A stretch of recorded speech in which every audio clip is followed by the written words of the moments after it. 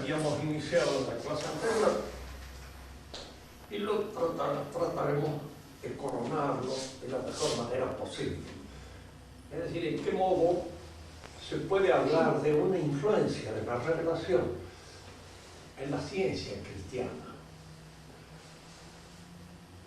Decir que hay una ciencia cristiana es una cosa que indudablemente tiene sus inconvenientes, porque no hay una aritmética cristiana, no hay una matemática cristiana en general, no hay una zoología cristiana, no hay una botánica cristiana, ni una geografía cristiana. Pero hay otras ciencias que sí han recibido una influencia de la revelación y han podido, diríamos, ordenarse, sistematizarse en función de esta influencia recibida del orden revelado. Por eso podemos hablar que de hecho existe una metafísica cristiana. Que la metafísica es una ciencia, pues, a mí que le he enseñado durante varios años no me cabe la menor duda, pero indudablemente hay algunos que dudan. Y la pregunta es esta: ¿por qué se duda? Y en función de un concepto que se tiene de la ciencia, en el cual indudablemente no entrarían dentro de la cientificidad una serie de disciplinas que tradicionalmente han sido consideradas como ciencia.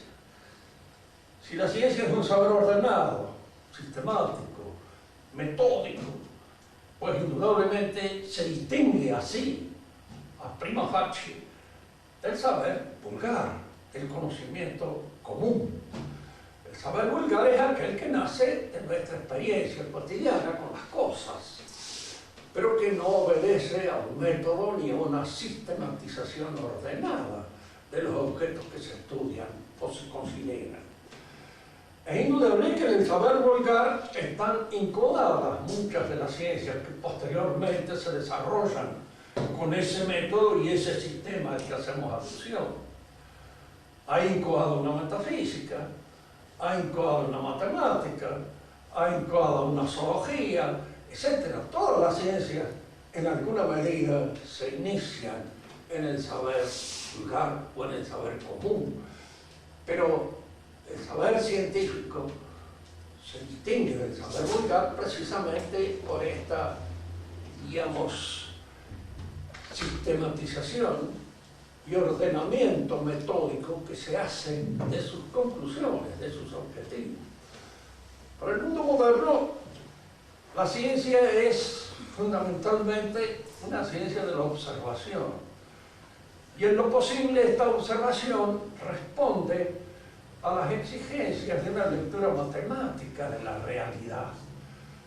Y lo que no se funda en la observación inmediata y no responde a una lectura matemática es considerado como, como un conocimiento cualquiera. Algunos le llaman eso es filosofía. Y al decir filosofía consideran que la filosofía no es ciencia. La ciencia filosófica, la metafísica, la antropología, la ética, son ciencias. Indudablemente son ciencias que exigen, con todo rigor, un método y una gran precisión en el conocimiento de las cosas que se estudian. Pero es indudable que no responden, de hecho, a la misma metodología con que puede responder, por ejemplo, una ciencia de la observación, como puede ser la ciencia de la fisiología, como puede ser la biología, como puede ser la zoología, la botánica y la geografía misma, que son ciencias de observación de las cosas. Y en esa constatación de la observación, pues ahí se agota el conocimiento científico, que no se puede observar, pues no es científico. Nosotros tenemos un viejo pleito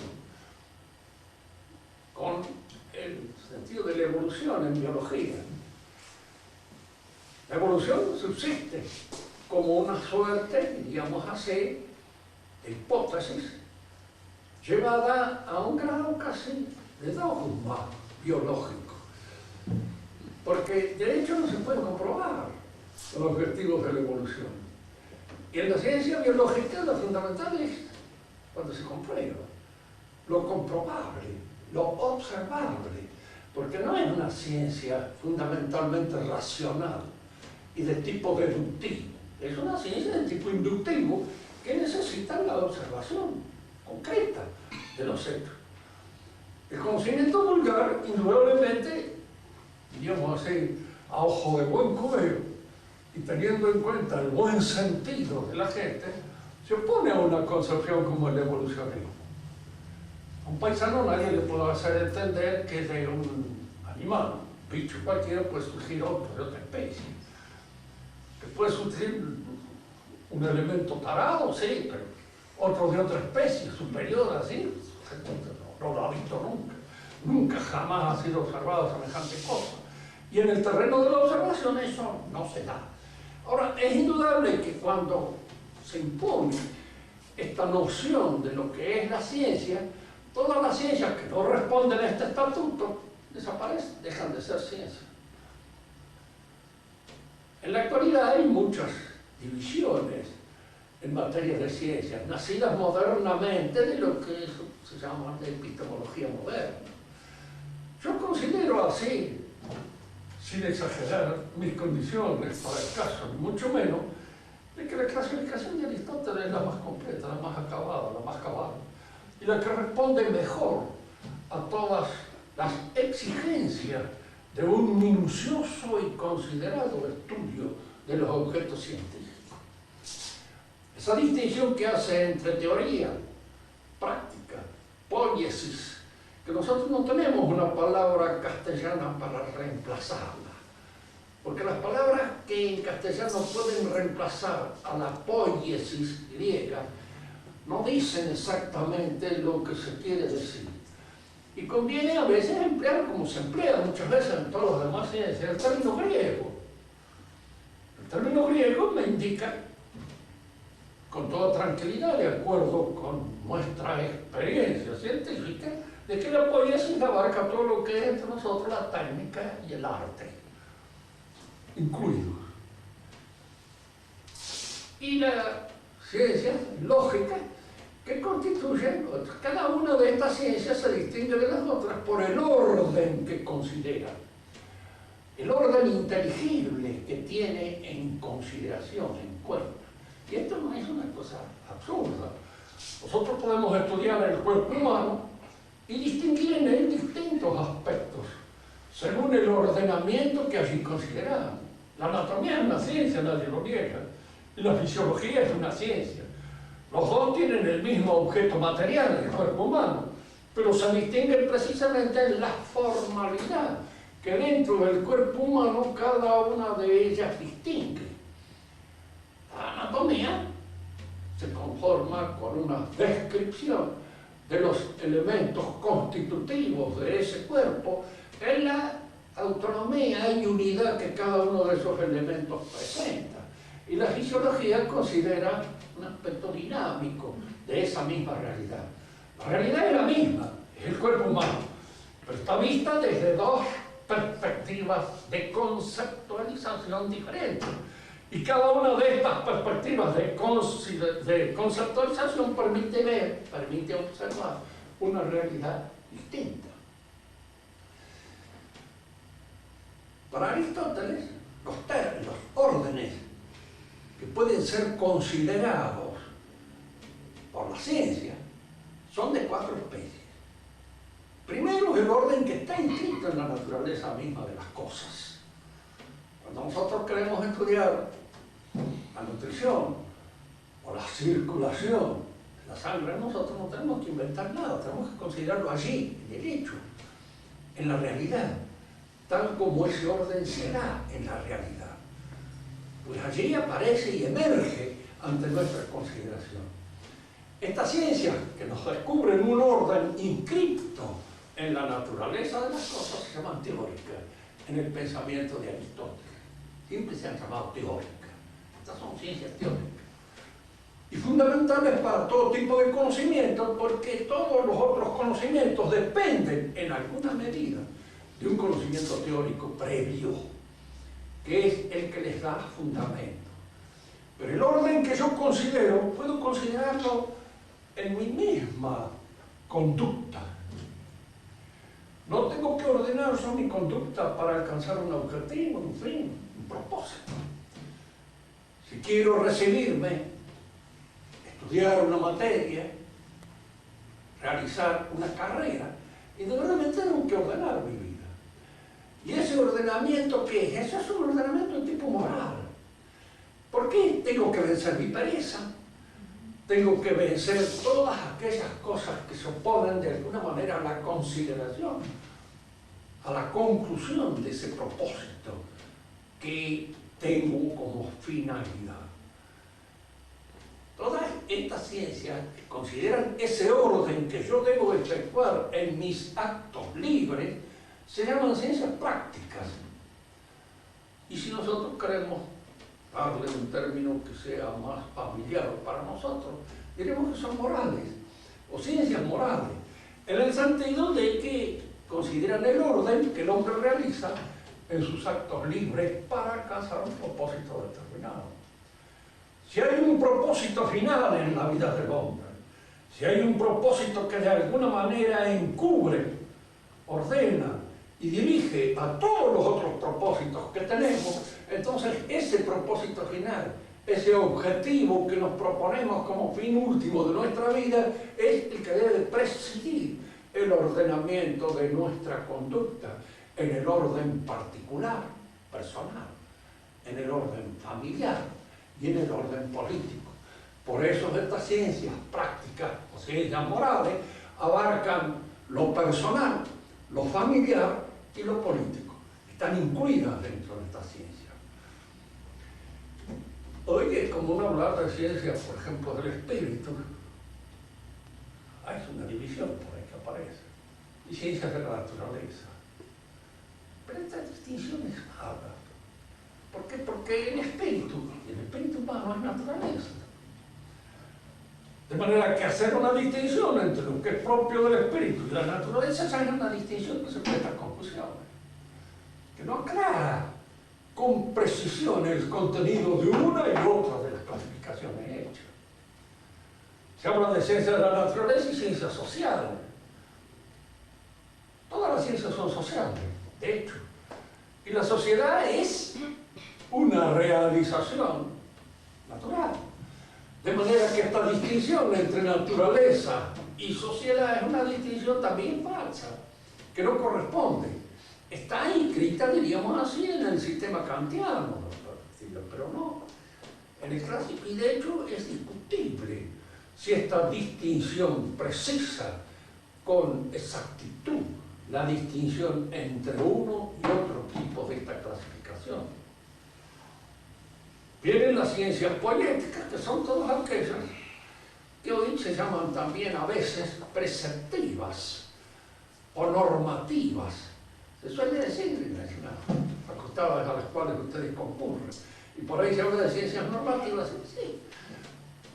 Indudablemente enseñan normas, preceptos, para la realización de ciertos objetivos, para la construcción de ciertas cosas, para la realización de cierto arte. Todo eso sí, cierto estudian preceptos, pero también estudian la práctica, las ciencias morales, también estudian normas y estudian preceptos, de manera que no se distingue, porque unos estudian preceptos y otras no estudian preceptos. No es una distinción clara, no es una distinción precisa, es una distinción confusa.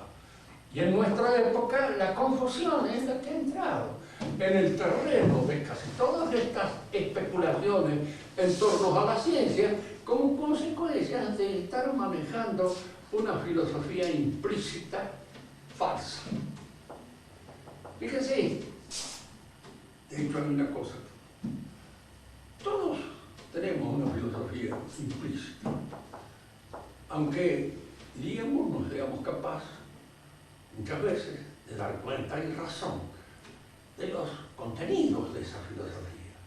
La aceptamos así como viene, a veces a través del periodismo, a través de las conversaciones comunes que se tienen con la gente. Pero cuando uno quiere tener una formación de cultura sólida, clara, precisa, hay que estudiar los elementos que constituyen esa filosofía y buscar precisamente aquellos que nos permiten ponernos en una posición clara frente a la realidad, precisa. Precisamente uno de los tantos, pues, deficiencias de la Iglesia actual es el manejo de una mala filosofía. El manejo de una filosofía moderna. Y uno dirá, ¿y por qué han abandonado la escolástica clásica? Hay un pecado en el hombre moderno, que es la cronolatría. El creer idolátricamente que lo último, eso es lo mejor. Lo que se ha dicho último. Fíjense que esto no se sostiene del pie por poco que se llame. Yo soy viejo, entonces debería aclarar que la vejez precisamente eso es el último beneficio que uno recibe. Eso es falso. Falso porque la vejez es una decadencia. Y de alguna manera esa decadencia se hace sentir y es lo último que a uno le acontece. Las últimas cosas que suceden pueden ser desastres, pueden ser catastróficas, pueden ser mal pensadas, mal organizadas, mal vistas. De hecho, la filosofía moderna nos indica a nosotros, no, bueno, pero fíjense que el pensamiento moderno ha tenido los grandes éxitos de la técnica moderna, y eso es cierto. Pero eso puede estar fundado en un mal pensamiento filosófico. ¿Cuántas cosas han sido abandonadas?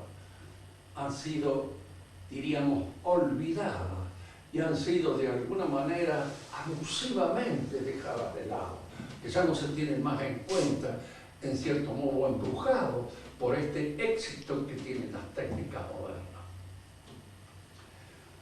El otro orden, además del poético, que constituye el arte, constituye toda la técnica, es el lógico.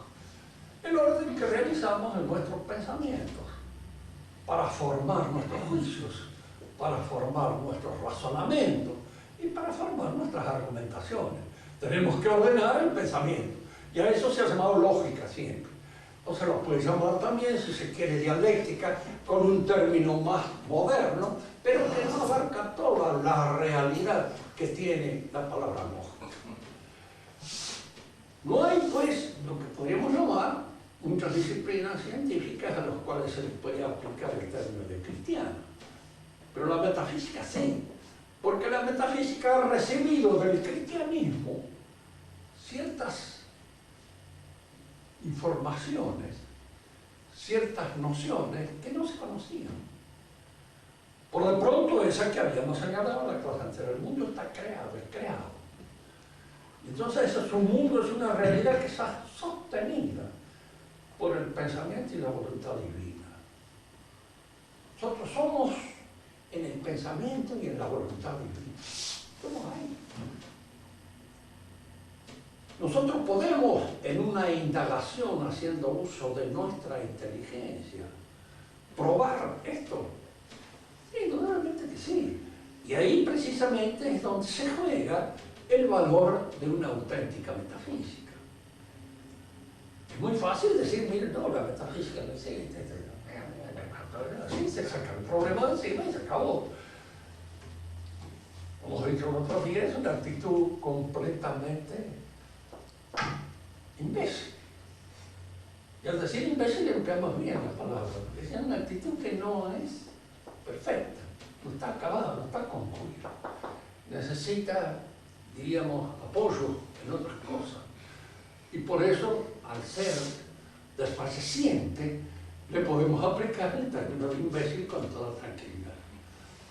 Pero así como la revelación nos ha dicho algo acerca de la realidad de lo que es verdaderamente Dios, y Dios está en el fundamento de todas las cosas. Nosotros a veces, en uso de nuestra inteligencia, se nos mete siempre una noción que surge de la inteligencia, que es la nada. La nada no existe, no es. Por eso es nada, no es. Entonces, si no existe, nosotros no podemos partir de la nada como si existiera, como si fuera una realidad. No hay una realidad. En el fundamento está Dios, el Espíritu. Pero como nosotros tenemos una experiencia del mundo que entra por los sentidos, lo que no entra por los sentidos para nosotros se nos aparece así, a prima facie, como nada. Lo que no tiene peso, ni consistencia, ni tiene, diríamos así, volumen, es nada. Es como si fuera la nada. Pero ese término nada es un término que es usual en nuestra dialéctica. Tiene una realidad puramente lógica, pero no tiene una realidad real, efectiva, fuera de nuestro entendimiento.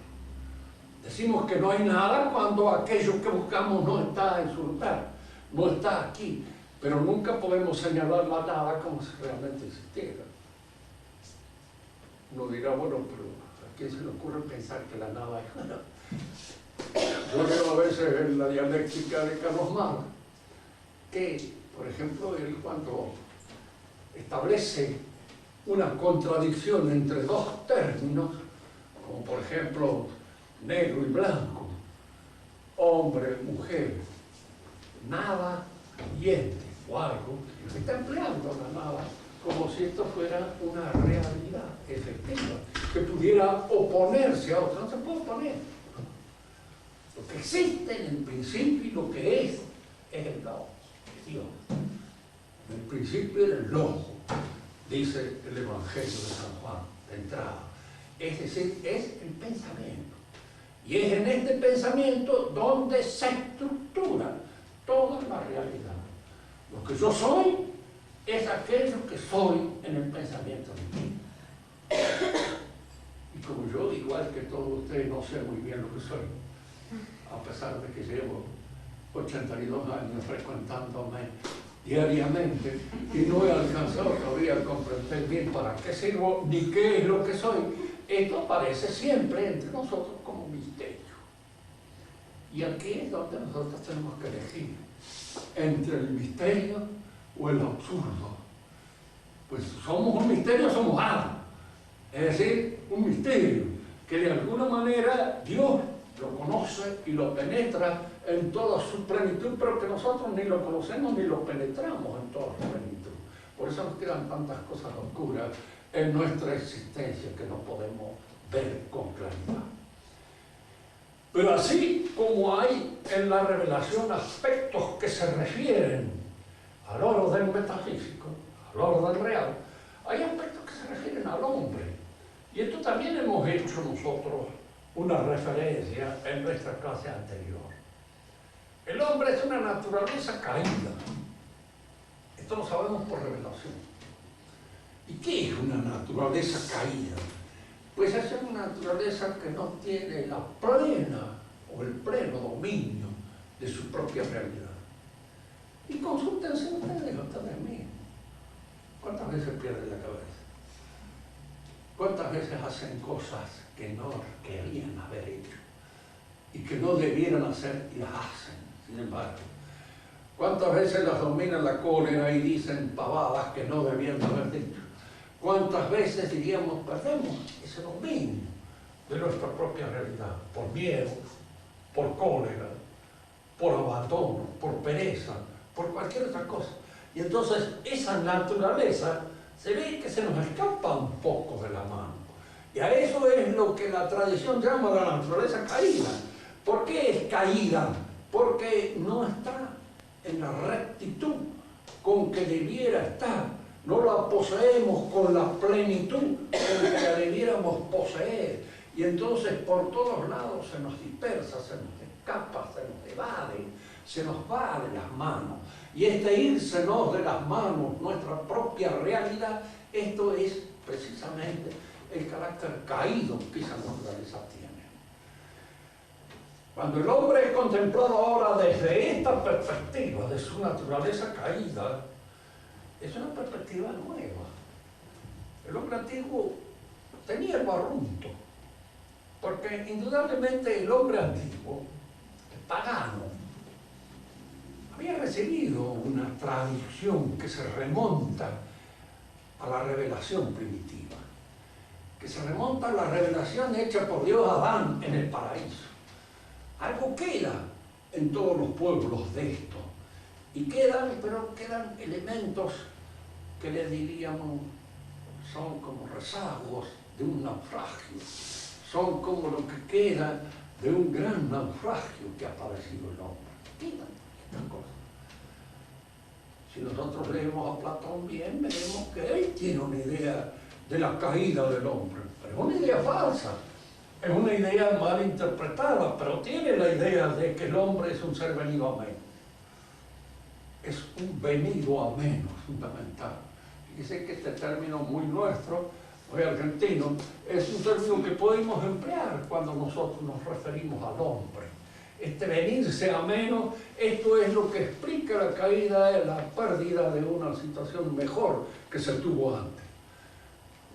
Hablamos de una familia venida a menos cuando ha perdido su fortuna, cuando ha perdido toda aquella posesión que de alguna manera le daba una situación mejor dentro del mundo en el cual se movía. Entonces, lo venido a menos es aquello en el cual uno siente la nostalgia de una pérdida. Y la nostalgia de un paraíso la siente todo el hombre antiguo. Si ustedes leen, por ejemplo, a los poetas griegos, encontrarán allí esta referencia a las edades del hombre. La edad de oro, esa está en el principio.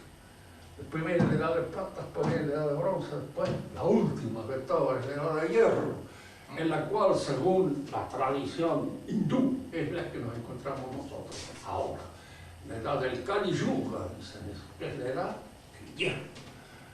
La edad en que los hombres han perdido una situación primordial que era mucho más completa, más acabada, y se encuentran sumergidos, diríamos así, en este caos de pasiones, en esta sociedad de anhelos que están explotadas precisamente por los managers, que son los que la manejan, la dirigen y aprovechan nuestra concupiscencia para vivir y enriquecerse a costa de eso. Bien. Hay en el hombre entonces una idea del hombre que aparece aquí, a la perspectiva de la revelación como distinta y que me hace concebir la vida humana de un modo distinto. Si el hombre está visto en una perspectiva diferente por el pensamiento cristiano, lo estará también la moral, la ética. La ética cristiana es distinta a la ética pagana. Hay virtudes cristianas que los paganos consideraban prácticamente casi como vicios. Y hay virtudes paganas que el cristiano considera como vicios, que son virtudes a veces, dentro de la concepción pagana del mundo. De cualquier modo, la moral que nosotros hemos estudiado en los paganos, en Aristóteles, es la que de alguna manera nos sirve a nosotros de estructura para poder estudiar nuestra propia ética, nuestra propia moralidad.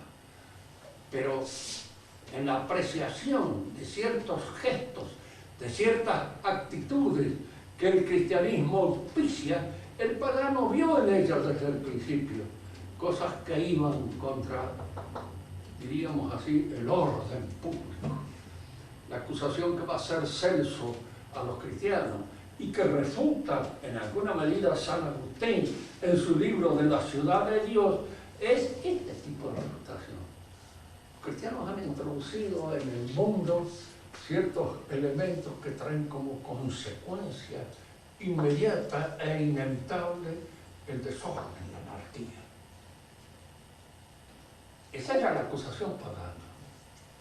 Y la acusación que se va a producir dentro del mundo griego, dentro del mundo romano, como un motivo para la persecución de los cristianos.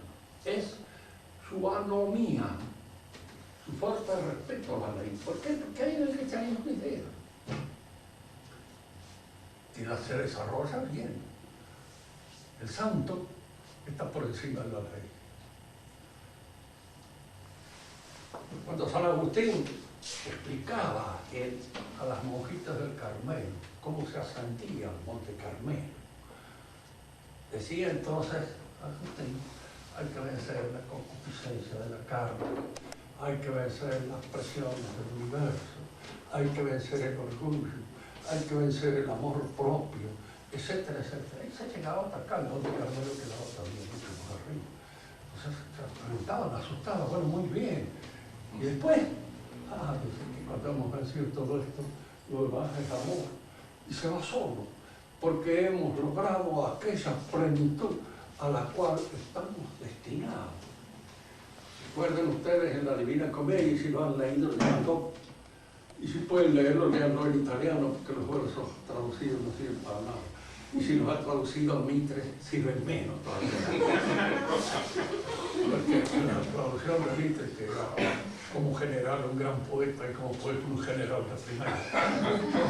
A ver, hay en él una serie de deficiencias, ¿no? Pero cuando entra en el purgatorio, Dante tiene que atravesar el arroyo de fuego. Y atraviesa el arroyo de fuego. Virgilio lo acompaña hasta ahí, que Virgilio es un pagano. Le está enseñando todo lo que el orden pagano sabía. Pero una vez atravesado el arroyo de fuego, Virgilio le dice, bueno, ahora te corono y te mitrio. Es decir, eres un rey y eres un sacerdote, un obispo. Ya puedes entrar en el paraíso.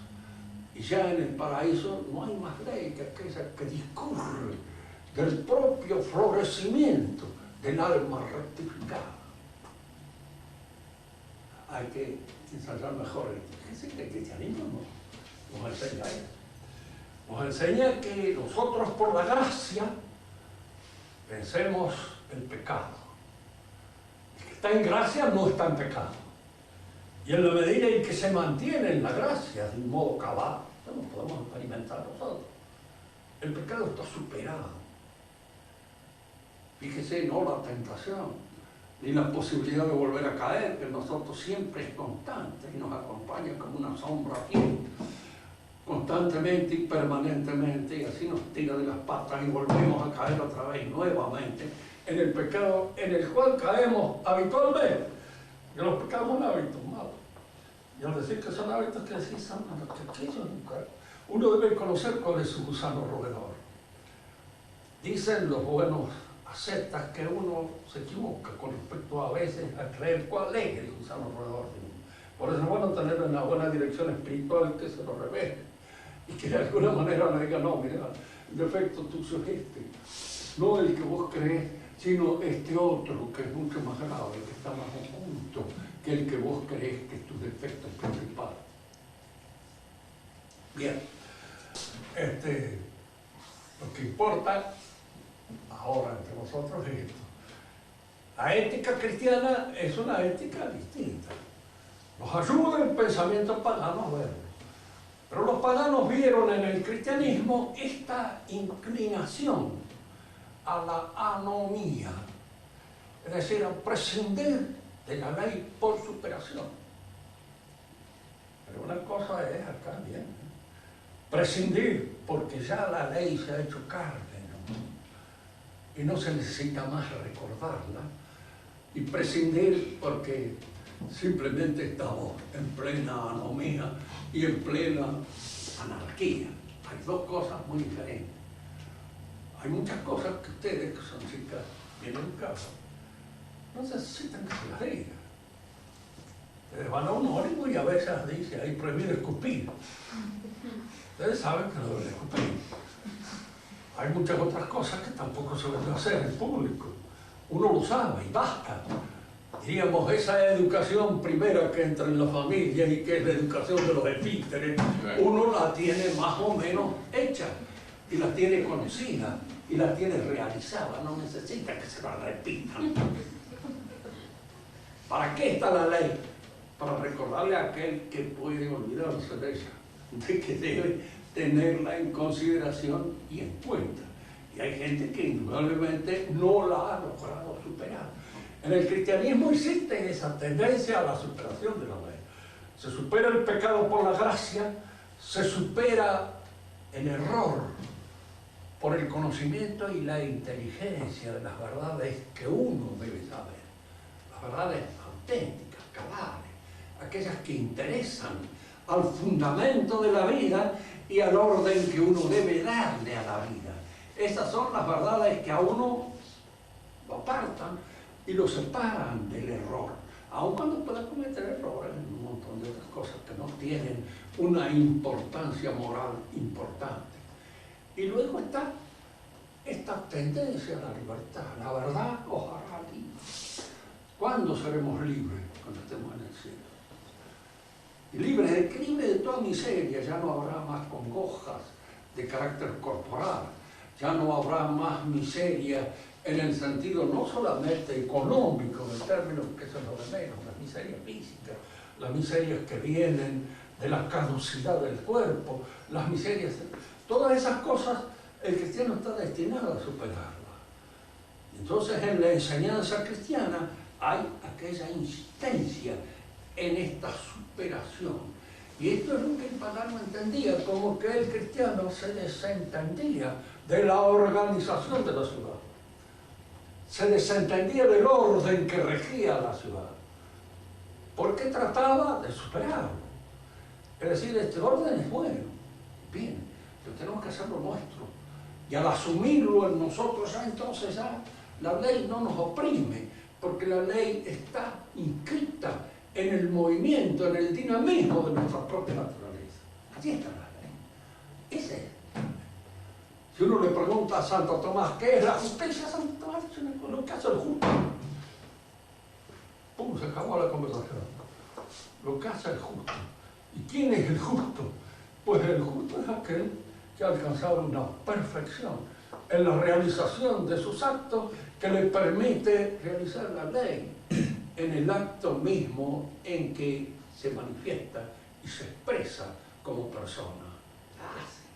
Entonces, y sí, el justo, la justicia. Nosotros creemos que la justicia es aquello que señala el código. No es eso. ¿Por qué? Porque los códigos pueden ser perfectos. La Constitución también, y el hombre es una porquería. Empezando por los jueces, y empezando por aquel que es el que debe impartir la justicia. Así que con eso no se arregla nada.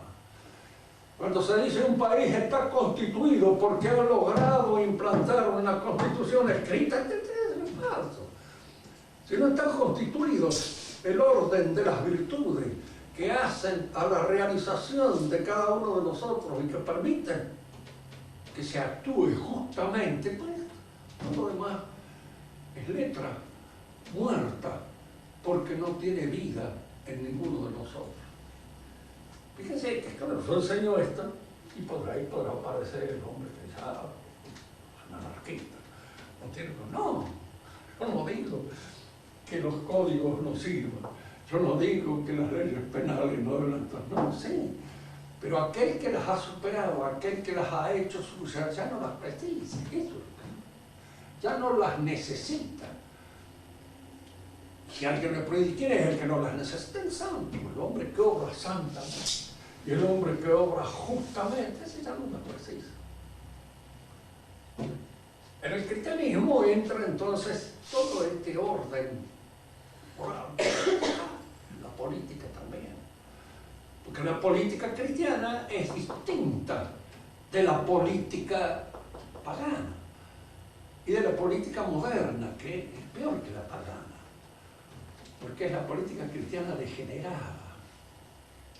Y una degeneración siempre es peor que lo que podríamos llamar una mala actuación de los hombres.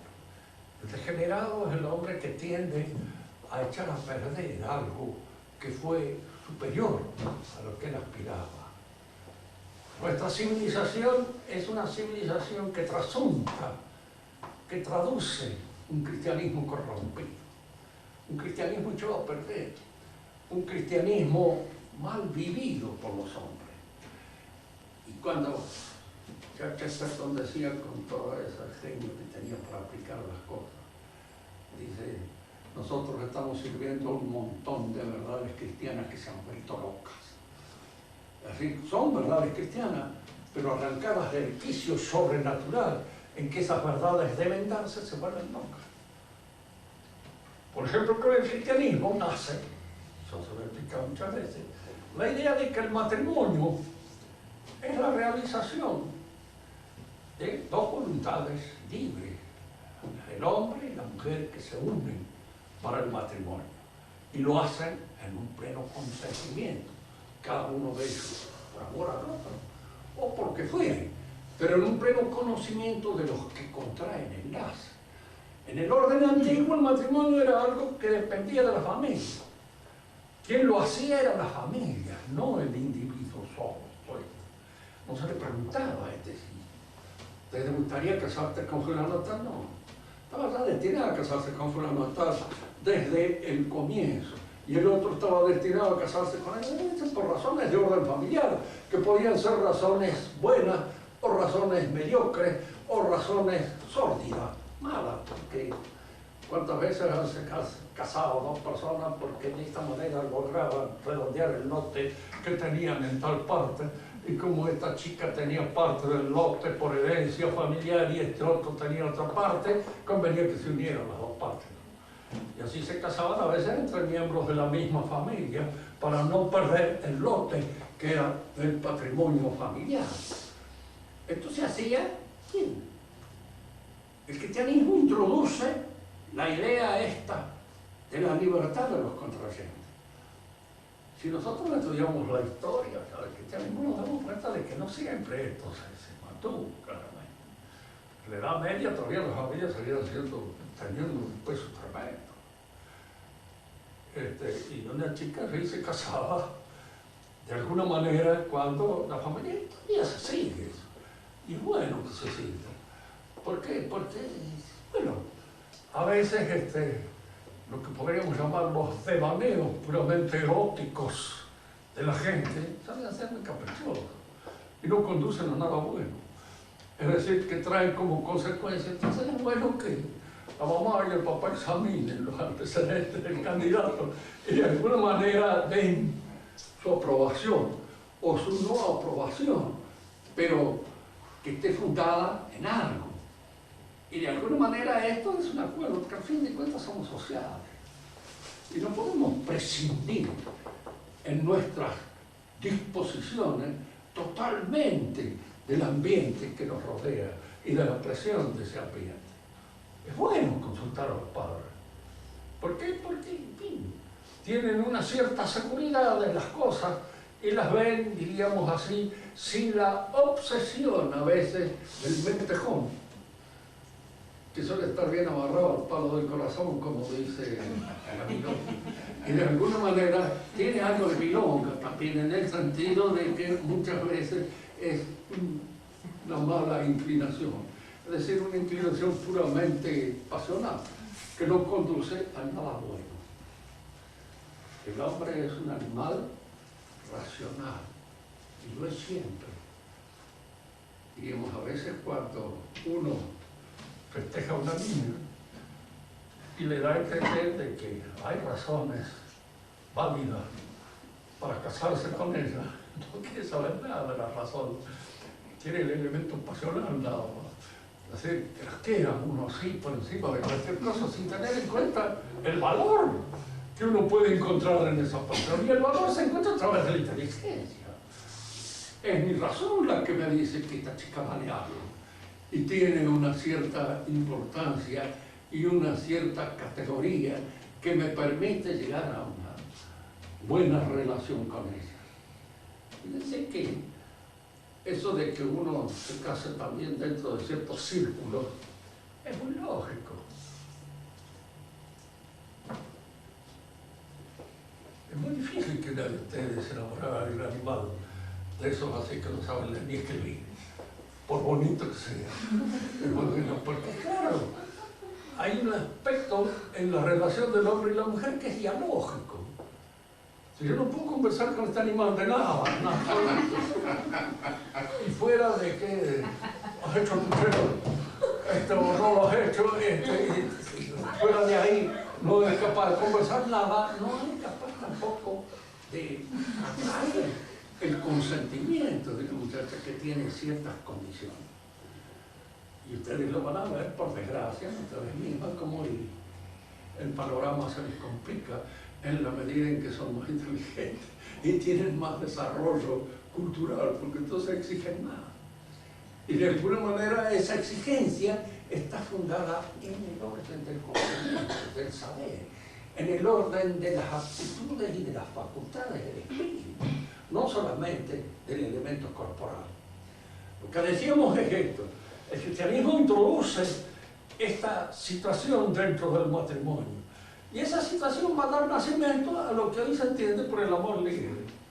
Es decir, el amor libre, nosotros nos juntamos por un tiempo más o menos determinado por el mantenimiento del eros, porque en cuanto ese eros pasa, porque es caprichoso y se va, viene, va, anda, nos rejuntamos.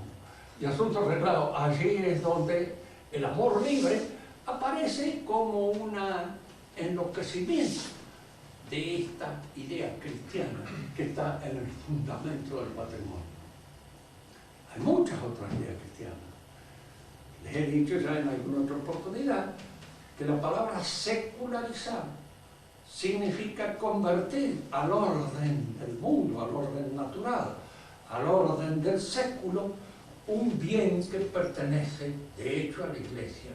Pero esto no sucede solamente con los bienes materiales, con los edificios, con los, diríamos, con los colegios, sino que también sucede con los principios espirituales.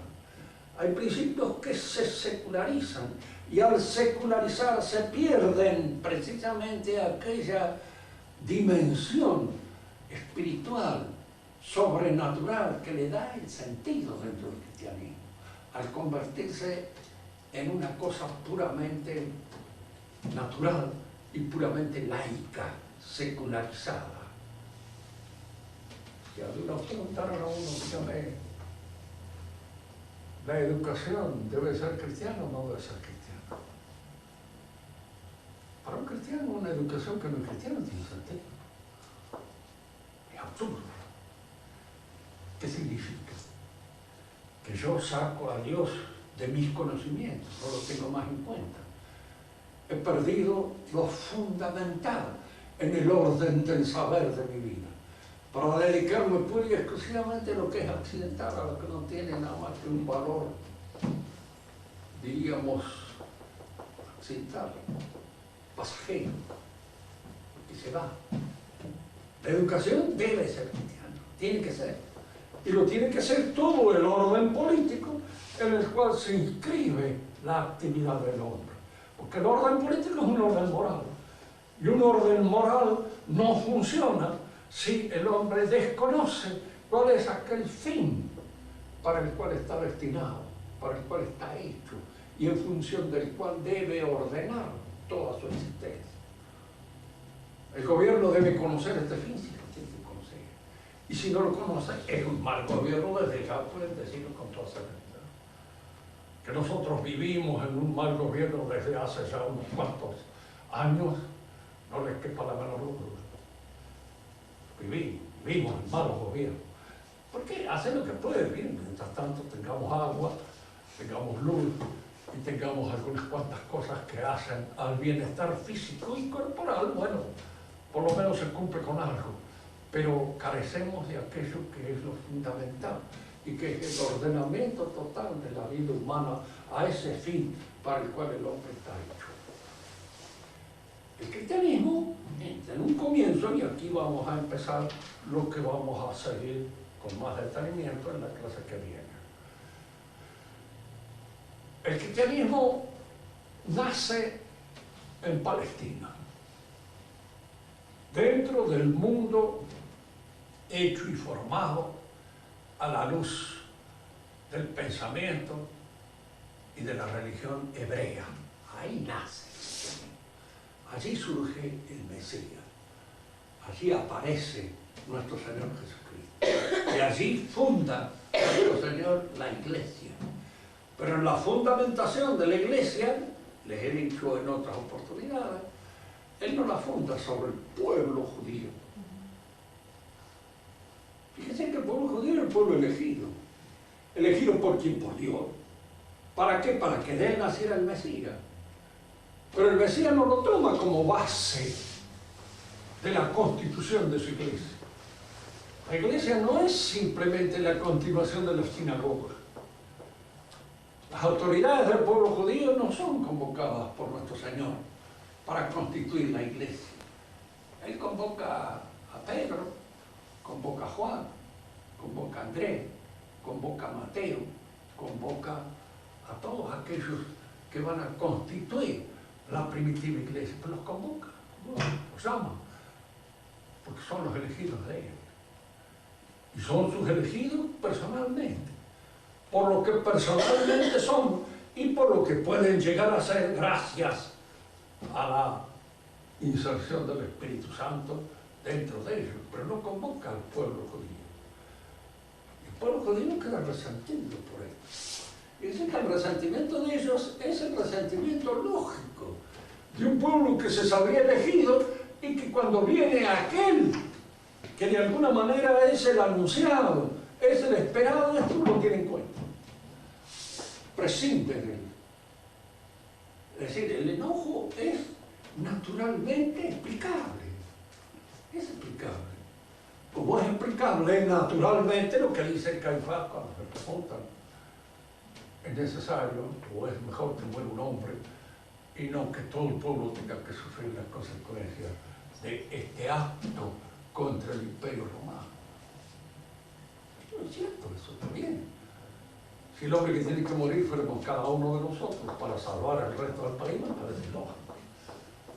Lo que se comete es un deicidio y esa es la falta de visión precisamente de ellos. No lo vieron a Cristo como el Mesías.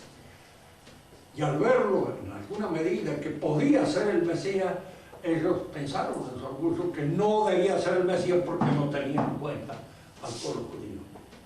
Y al no tener en cuenta al pueblo judío, el pueblo judío lo rechaza como Mesías. No admite su mesianismo, no lo considera el Mesías. Decimos entonces que el cristianismo nace dentro de la civilización hebrea, pero no la toma como base y como fundamento de la organización, del orden civilizado cristiano. Va a tomar a Roma. Pedro se traslada a Roma. Y al trasladarse a Roma, elige a Roma. Y al elegir a Roma, elige como idioma de la proyección del cristianismo el latín y no el hebreo. ¿Por qué elige el latín y no el hebreo? En razón precisamente del carácter universal de la prédica cristiana. Nosotros podemos preguntar, pero el latín es el idioma de los latinos. No es universal. Nosotros podemos responder, sí, es universal.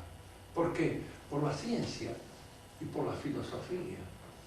Cuando un idioma ha sido ejercitado en el uso del pensamiento filosófico o científico, se universaliza en función de los conceptos que constituyen los elementos propios del pensar filosófico y científico. No es universal el lenguaje nuestro de la matemática. ¿Hay hoy un pueblo que pueda trabajar en matemáticas sin apelar a nuestros signos matemáticos? ¿Existe eso? ¿No? ¿Por qué? Porque el lenguaje matemático es el lenguaje de los conceptos universales propios de la matemática. Y ese lenguaje se impone a todo. No es lo mismo decir de un hombre que es un animal racional que decir de un hombre que es Adamar, el rojo, o aquel hecho fabricado de la tierra roja. Porque eso es algo que tiene una relación con el folclore judaico, con el folclore hebreo, pero que no expresa un concepto universalmente aceptable por toda inteligencia que haya sido más o menos ejercitada.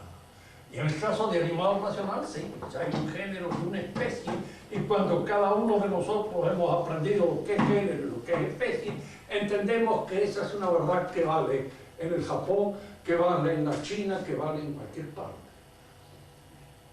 Digo esto porque hay una tendencia también en este irenismo propio de la iglesia de hoy a considerar que todos los idiomas valen. No. ¿Por qué? Porque hay idiomas que tienen toda una ejercitación intelectual que intrínsecamente diríamos así, los graba, que intrínsecamente perfecciona ese idioma y otros que no. Muchas veces les he dicho, yo no conozco ninguno indígena, pero me parece muy difícil que en guaraní se pudiera explicar una clase de esta naturaleza. En castellano sí, porque es latín. ¿Y por qué? Porque tiene los 2000 años del cristianismo y detrás los 500, 600, 700 años del peruanismo greco-latino que están sirviéndole de base y que han sido, diríamos, el resultado de una ejercitación constante de la mente en el trabajo de la filosofía y de la ciencia. Por eso, el latín fue el idioma que la Iglesia aceptó.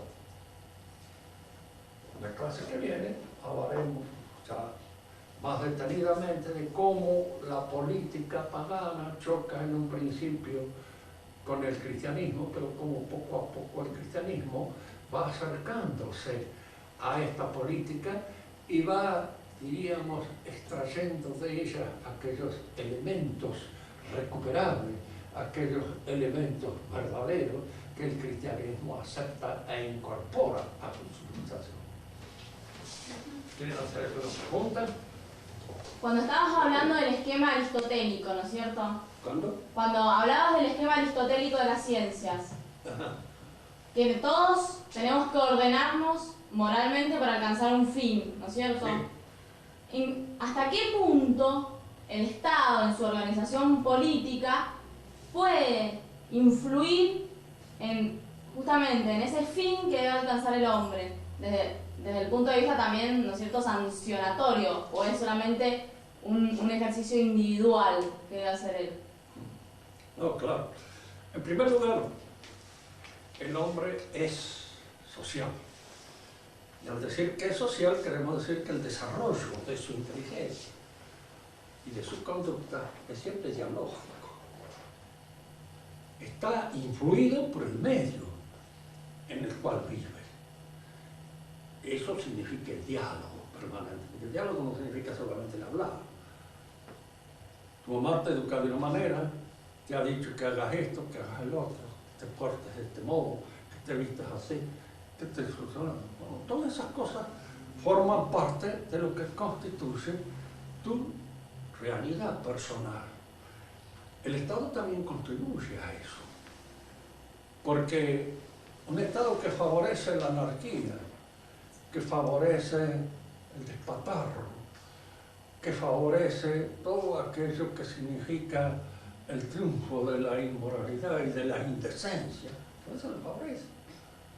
Nosotros vemos como a través de nuestro Estado, todos los diarios están siempre permanentemente interesados en convertirlas a ustedes en unas atorradas. Siempre, ¿sabes? Si ustedes no le hacen caso, es puro mérito de parte de ustedes. Ahora, es indudable que aquí es donde hay que sacar las conclusiones. En una sociedad mejor polizada, es menos mérito portarse bien, porque todo el mundo se porta bien. Y al comportarse bien casi todo el mundo, uno no recibe nada más que buenos ejemplos de todos los costados. Y entonces es más fácil vivir de una manera decente y santa. Y en una sociedad como la nuestra, que vive precisamente empeñándose en echarlas a perder, en arruinarlas, decirle desde el chiste que la virginidad produce granito hasta cualquier otra cosa, ustedes están constantemente asediados por esta sociedad nuestra que conspira contra las buenas costumbres, contra los buenos usos, ridiculizándolo, poniéndolo como absurdo, indicándoles que son antinaturales y una serie de otras cosas que ustedes lo leen en el diario todos los días. No aparecen por ahí dos maricas que se quieren casar. Y entonces la pregunta es, ¿por qué no se pueden casar? Y eso, uno dice, ¿por qué no constituyen el matrimonio? Si es por la voluntad, la buena voluntad que pongan ellos no los va a hacer mal de ninguna manera. Por muy bien dispuestos que estén. ¿No? ¿Por qué? Porque en el fondo no son mujeres, son hombres. Entonces el casamiento naturalmente está compuesto de un hombre y una mujer. Pero todos los días el diario nos saca una cosa de esa. Y entonces poco a poco van ablandando las posiciones en que lo modifican. ¿Y esto está auspiciado por el gobierno? Claro que sí. ¿Qué que no? ¿Quién manda en un país? Indudablemente que nos manda el cara de serrucho ese que es de la rúa, con la vez. Y los que mandan son otros. Y los que mandan son la gente que tienen y manejan la plata. Y los que manejan la plata les interesa el vicio. Sí. ¿Por qué? Porque el vicio compra. El vicio compra. Un individuo que necesita muy pocas cosas es un desgraciado, un atentatorio contra la verdadera sociedad de consumo en la cual nosotros vivimos. No le importa el auto, no le importa esto, aquello. En cambio el vicio compra. Hay que adornarse para el vicio, hay que vestirse para el vicio, hay que... Y todas esas cosas están sufragadas por la gente que maneja los estados y que en alguna medida les interesa el mantener en constante vilo a esa corrupción, porque esa corrupción es la que da vida a toda la industria del vicio. Bueno, nosotros tuviéramos hornos y suprimirlo, ¿qué nos costaría? Así que no quisiera ver, porque entonces se cerrarían tantas cosas, tantas industrias desaparecerían y habría una desocupación espantosa de gente que vive del vicio. Son cosas que se dan en el mundo y entonces estas favorecen el continuar en esta manera, en esta maquinaria de producir para exacerbar la concupiscencia y exacerbar la concupiscencia para que la producción pueda tener salida. Si no, no la tienen. Estos son peritos los norteamericanos y de alguna manera son los que están en este proyecto de globalización, pero no son los culpables ellos. Ustedes nunca se olviden que entre el que compra a uno y el que se vende, el más roñoso es el que se vende.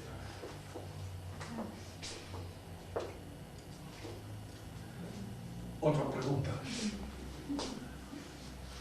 Y esto aplicado más al aspecto sancionatorio del Estado, ¿no es cierto? A la sanción que te impone el Estado cuando uno obra mal. Derecho penal, como quieras. Claro. Bueno, no, el Estado tiene todo una legalidad penal con el objeto de salir al encuentro de los inconvenientes, de los crímenes, de las malas disposiciones de la gente, etcétera, etcétera. Y a veces de las buenas disposiciones de la gente, que también son condenadas en un momento determinado. Pero podría el Estado, o sea, debería el Estado penar el acto mismo o toda la elección de vida de ese hombre. Porque evidentemente el hombre, para llegar a un estado delictivo, tuvo que optar antes por el vicio, ¿no? Y el Estado, ¿hasta qué punto puede inmiscuirse ahí? No entiendo muy bien la pregunta. Cuando el Estado sanciona una mala conducta, ¿no es cierto? Sí. ¿Debe sancionar el acto en sí mismo o debería toda la elección de vida para que llegara a ese acto? ¿Hasta dónde puede entrar el Estado en eso? ¿Hasta dónde debe entrar? Eso es claro. Depende. Hay ciertas cosas que quedan libradas, diríamos así, ya no al juicio del Estado, sino, por ejemplo, al juicio de la Iglesia. Por eso la Iglesia es necesaria, porque el Estado no puede penetrar en la intimidad del sujeto. En la intimidad del sujeto penetra la Iglesia, nada más. Es el único que penetra. Es decir, es el único ser ante el cual yo puedo corregirme de un mal pensamiento. Porque suponete que todos tus pecados sean puramente mentales, como sucede muchas veces. Sí, pecados mentales. Entonces, ¿quién te los corrige? ¿Quién está? El Estado no puede meterse. En primer lugar, porque vos les darías poder espiritual a un montón de gente que no está preparada para tenerlo. El que está preparado para tenerlo es aquel que no solamente ha estudiado lo que corresponde, sino que en cierto modo tiene también en él la retención es suficiente como para no usar abusivamente ese poder. Vos te confiesas y el sacerdote no puede y decirme, no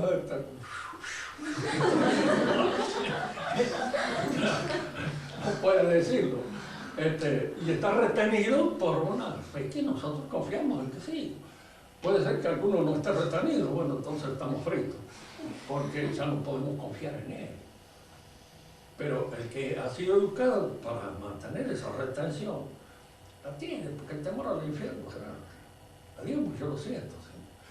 Y hay muchas cosas que gracias al temor al infierno no las he hecho. Claro, porque uno muchas veces